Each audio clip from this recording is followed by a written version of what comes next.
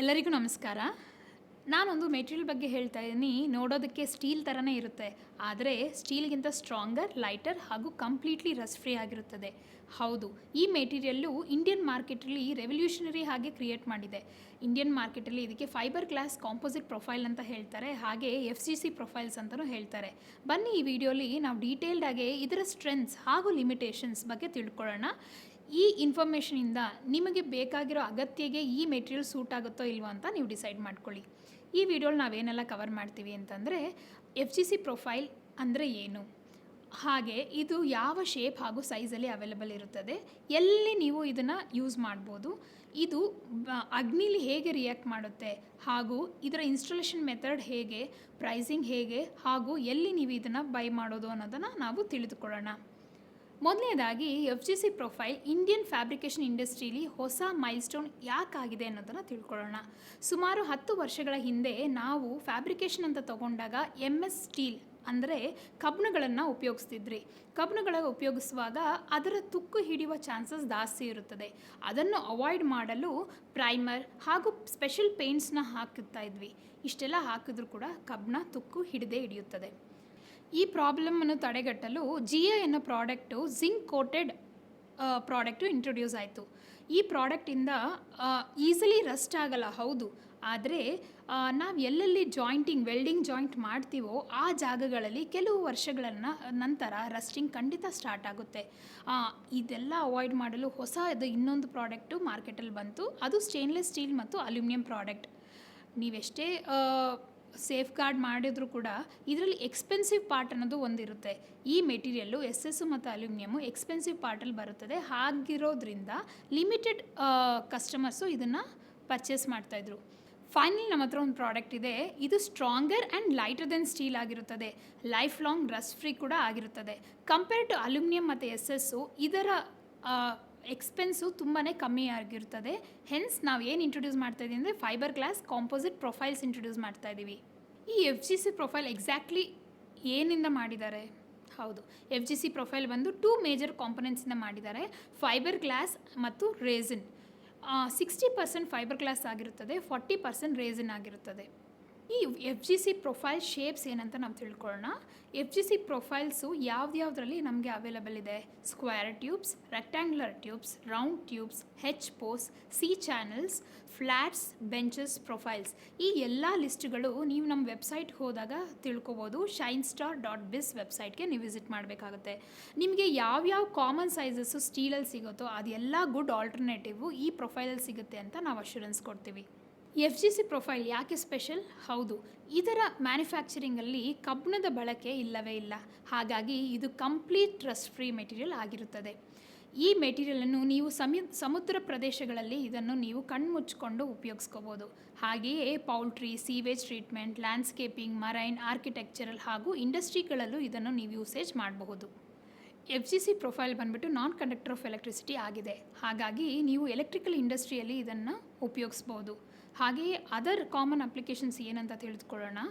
ಒಂದು poultry sheds, gates, racks, staircase, ladder, partitions, enclosures, fencing poles ಮತ್ತು railing ಆಗಿರುತ್ತದೆ. Other important advantages of FGC ಏನಂತ ನಾವು ತಿಳ್ಕೊಳ್ಳೋಣ. ಇದು ಲೈಟ್ ವೆಯ್ಟ್ ಆಗಿರೋ ಕಾರಣ ನೀವು ಫ್ಯಾಬ್ರಿಕೇಷನ್ ಮಾಡುವಾಗ ಇದನ್ನು ಈಸಿಯಾಗಿ ನೀವು ಹ್ಯಾಂಡಲ್ ಮಾಡಬಹುದು. ಇದರ ಕಾರಣ ನಿಮ್ಮ ಟೈಮ್, ಸಮಯ ಹಾಗೂ ಶ್ರಮ ಕಮ್ಮಿಯಾಗಿ ಬಳಕೆ ಆಗುತ್ತದೆ. ಇದರ ತುದಿಗಳು ಚೂಪಾಗಿ ಇರುವುದಿಲ್ಲ. ಹಾಗಾಗಿ ಫ್ಯಾಬ್ರಿಕೇಷನ್ ಮಾಡುವ ಗಾಯಗೊಳ್ಳುವ ಚಾನ್ಸಸ್ ತುಂಬಾ ಕಮ್ಮಿ ಇರುತ್ತದೆ. ಇದು ಮಲ್ಟಿಪಲ್ ಕಲರಲ್ಲಿ ಬರುವ ಕಾರಣ ಪೇಂಟಿಂಗ್ ಮಾಡುವ ಅವಶ್ಯಕತೆ ಇಲ್ಲ. ಇದರಿಂದ ನಿಮ್ಮ ಸಮಯ ಹಾಗೂ ಖರ್ಚು ಪೇಂಟಿಂಗಲ್ಲಿ ಕಮ್ಮಿ ಆಗುತ್ತದೆ. ಹಾಗೆಯೇ ಇದು ಮಾರ್ಕೆಟ್ಗೆ ನ್ಯೂ ಪ್ರಾಡಕ್ಟ್ ಆಗಿರೋದ್ರಿಂದ ಇದರ ಸ್ಕ್ರ್ಯಾಪ್ ಮಾರ್ಕೆಟ್ ಇನ್ನೂ ಬಂದಿಲ್ಲ. ಅದರ ಕಾರಣ ಕಳ್ಳರಿಗೆ ಇದು ಅನ್ಅಟ್ರಾಕ್ಟಿವ್ ಮೆಟೀರಿಯಲ್ ಆಗಿರುತ್ತದೆ.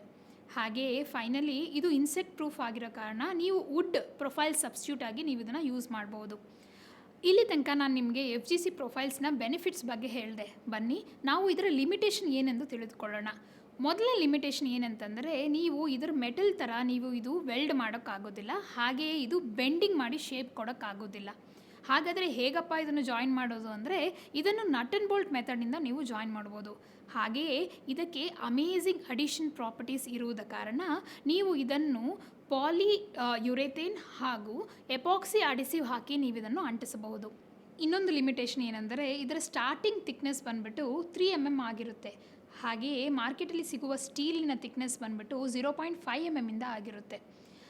ಹಾಗೂ ಇದರ ಸರ್ಫೇಸಲ್ಲಿ ರೆಸಿನ್ ಇರುವುದರಿಂದ ನಾರ್ಮಲ್ ಆಯಿಲ್ ಪೇಂಟನ್ನು ನೀವು ಹಾಕೋಕ್ಕಾಗೋದಿಲ್ಲ.